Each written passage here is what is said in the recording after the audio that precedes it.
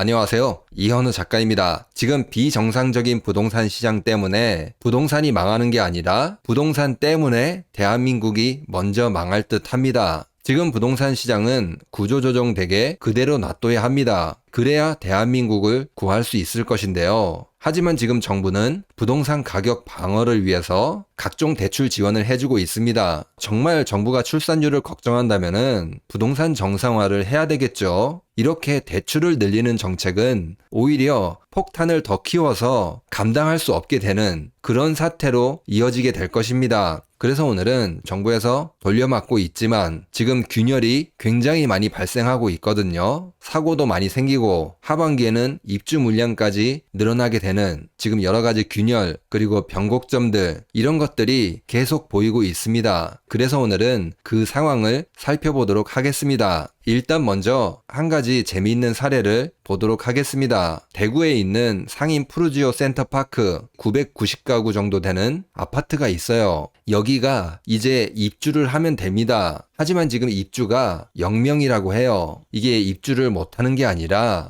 분양을 내놓아야 하는데 대구 상황이 좋지 않잖아요. 미분양이 쌓여가고 있는데 여기에 이렇게 또 내놓게 되면은 분명히 흥행 참패, 미분양에 포함되고 할인 분양으로 이어지는 이런 순서로 가야 되는데 그렇게 하지 않고 아예 그냥 빈집으로 놔두고 있습니다. 물론 이렇게 빈집으로 놔두면서 배짱을 부리는 이유가 있습니다. 지금 이 PF를 정부에서 90% 보증해줬다고 합니다. 그러니까 굳이 싸게 팔 필요가 없이 정부 돈 받아서 꿀꺽하고 있다는 거예요. 버티고 있다는 겁니다. 나중에 금리 내리거나 상황 좋아지면은 비싸게 팔아먹어야지 약간 배짱 영업 이런 거 하고 있는 거죠. 그런데 이런 곳이 한두 군데가 아닙니다. 지금 정부에서 PF 보증을 80%까지 확대해 주겠다고 해요. 이런 데들이 무너져서 할인 분양, 미분양 쏟아지게 되면은 부동산 가격이 무너질 게 뻔하니까 이렇게 나라 돈으로 돌려막고 있습니다. 지금 7월에 지방도 보증을 많이 해주겠다 이야기가 나왔습니다. 그러니까 지금 여러분들 세금으로 돌려막고 있다 그 말입니다. 그러면 이게 당연히 정상일 리가 없잖아요. 정부가 아무리 막는다고 해도 결국에는 문제가 터질 수밖에 없습니다. 정부에서 보증을 해줘도 PF 보증 사고가 계속 증가하고 있습니다. 지금 2024년 4월에 보증 사고가 2,400억 정도 났습니다. 2023년에 난 사고 전체 금액이 1,800억이거든요. 그러니까 2024년 4월에 발생한 사고 금액이 2023년 1년 전체를 넘어섰다 그 말입니다. 그만큼 사고가 지금 여기저기서 나고 있다 그 말입니다. 덕분에 주택금융공사 부채 비율은 647.6%로 올라갔다고 해요. 1년 사이에 200% 늘어났다고 하는데 이거 결국에는 세금으로 다 메꾸게 될 것입니다. 그리고 부채 비율이 높다, 많다는 것은 그동안 보증을 통해서 돌려막는 것들 언젠가는 한계에 부딪힐 수밖에 없다 그 말입니다. 그리고 보증사고도 터지면서 또 하반기에는 입주 물량이 16만 가구나 예정이 돼 있습니다. 상반기보다 9% 정도 늘었다고 해요. 그런데 입주율이 63.6% 굉장히 낮습니다. 물론 서울, 인천, 경기 여기는 그래도 조금 높습니다. 서울 84.3%, 인천, 경기 72.5% 요 정도 됩니다. 하지만 지금 인천이나 경기도 그렇게 높다고 볼 수는 없습니다. 거의 한 30% 가까이가 입주가 안 되고 있어요.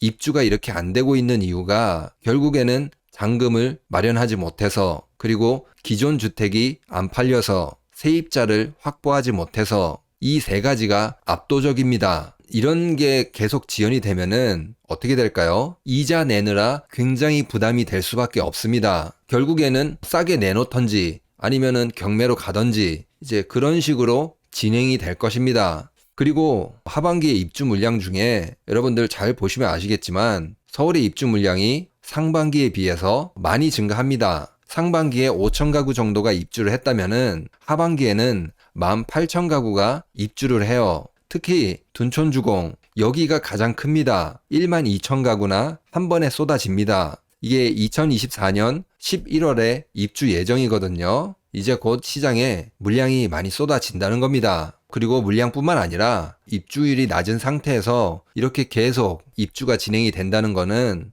결국에는 어느 시점에 변곡점이 찾아오게 될 것입니다. 그리고 스트레스 DSR 2단계 도입을 9월로 미뤘습니다. 이게 도입이 되면은 엄청나게 큰 후폭풍이 다가올 거예요. 1단계는 1금융권만 스트레스 DSR 도입했습니다. 1금융권 같은 경우에는 연체율이 그렇게 높지 않아요. 그러니까 신용이 좋은 사람들이 주로 대출을 받은 곳입니다. 그런데 2단계 도입하게 되면은 2금융권들 다 포함이 됩니다.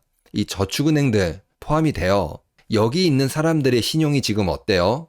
연체하고 막 이러고 있는데 여기에 가상금리 붙이고 원금 회수 들어가고 이렇게 되면은 어떻게 될까요? 1단계와는 차원이 다른 그런 파괴력을 가지게 될 것입니다. 그렇기 때문에 정부에서 2단계 도입을 미룬 것입니다. 9월에 도입이 되게 되면은 2금융권에서 돈을 빌렸던 사람들 빠르게 무너지게 될 것입니다. 이렇게 되면은 부동산 시장 그리고 저축은행들 엄청나게 큰 타격을 받게 될 것인데 지금 기업 대출도 엄청나게 연체율이 늘어나고 있습니다. 지금 그래프는 기업 대출 연체율이에요. 왼쪽 그래프를 보시면은 뭔가 급격하게 상승을 합니다. 이 중에서 제일 빨리 상승하는 게 건설과 부동산 기업들입니다. 지금 연체를 제일 많이 하고 있어요. 그만큼 부동산 시장에 균열이 계속 나오고 있다. 그 말입니다. 참고로 전체 기업을 봤을 때 이자도 못 내는 기업이 41.4%입니다. 우리나라의 기업 10개 중에 4개가 돈을 벌어서 이자도 못 내는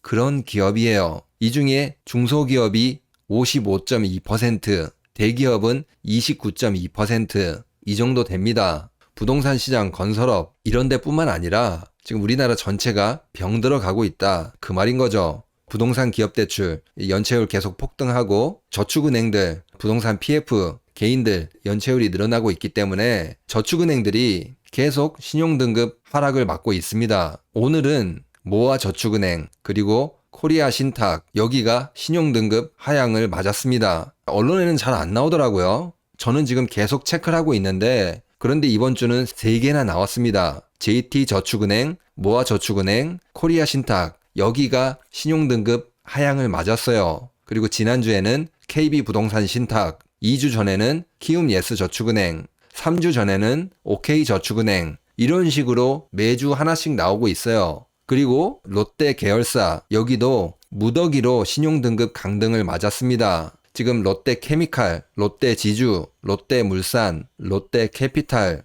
롯데렌탈 5군데나 신용등급 전망을 하향 맞았습니다. 지금 위기를 사실상 막기 어려운 그런 상황에 처해 있습니다. 이런 상황에서 부동산 가격이 상승한다? 불가능한 일입니다. IMF 때도 글로벌 금융 위기 때도 위기가 왔을 때는 부동산 가격은 침체를 겪었습니다. 앞으로도 그렇게 진행이 될 것입니다. 그러면 오늘 내용을 정리하면은 지금 정부 보증으로 PF를 계속 돌려막고 있었는데 PF 보증을 90%, 80% 이 정도까지 해줬기 때문에 그동안 막고 있었던 것이다. 사실 여기 있는 것들 미분양, 할인 분양으로 쏟아져야 되는 것들입니다. 물론 이제 정부에서 그걸 틀어막고 있는데 그것도 이제 한계가 왔다. 왜냐면은 사고가 급증하고 있기 때문입니다. 그리고 주택금융공사의 부채 비율이 647.6%로 1년 전에 비해서 200%나 증가했습니다. 사실상 막아주기 어려운 그런 상황에 온 것이죠. 여기에다가 하반기에 입주 물량도 16만 가구나 예정이 돼 있습니다. 그 중에 서울 물량이 18,000가구, 그리고 그 중에 12,000가구가 둔촌주공, 여기가 입주가 시작이 되는데 시장에 큰 변곡점이 오게 될 것입니다. 그리고 지금 스트레스 DSR 2차 도입을 연기를 했는데 그 이유가 1단계, 2단계 차이가 2금융권도 포함이 되기 때문에 지금 가장 부실한 곳이 어디예요? 2금융권입니다. 1금융권이 아니에요. 그런데 여기에서 스트레스 가상금리, 원금 회수 이런 게 벌어지게 되면은 부동산 경매 이런 것들 쏟아지게 될 것입니다. 그러니까 2금융권이 지금 계속 어려워지고 있는데 신용등급 하향 이런 이야기들이 계속 나오고 있습니다. 언론에서는 잘 나오고 있지 않아요. 이번 주는 JT저축은행, 모아저축은행, 코리아신탁 이렇게 신용등급 하향을 맞았습니다. 그동안 막아왔던 그런 부동산 정상화, 변곡점이 찾아오게 되면서 진행이 될 것입니다. 그러면 오늘 영상은 여기서 마치도록 하겠습니다. 그러면 구독과 좋아요 꼭 부탁드립니다. 감사합니다.